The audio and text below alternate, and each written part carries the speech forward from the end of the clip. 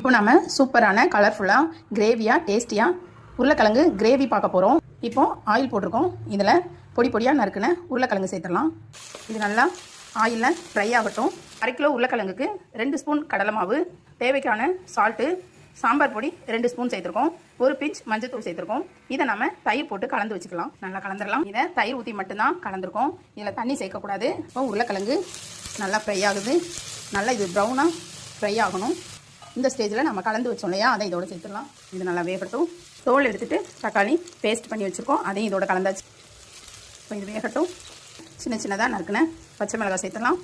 இப்போ நசுக்குன ஃப்ரெஷ்ஷாக நசுக்குன இஞ்சி பூண்டு இதோட சேர்த்துடலாம். இப்போ இது எல்லாமே வேகட்டும். நாம் முடி போட்டுடலாம். எல்லாமே நல்லா வெந்திருக்கு. இப்போ நல்லா கிளறி விட்டுடலாம். தாளிச்சிடலாம். எண்ணெய் காஞ்சிருச்சு. கடுகு சேர்த்துக்கலாம்.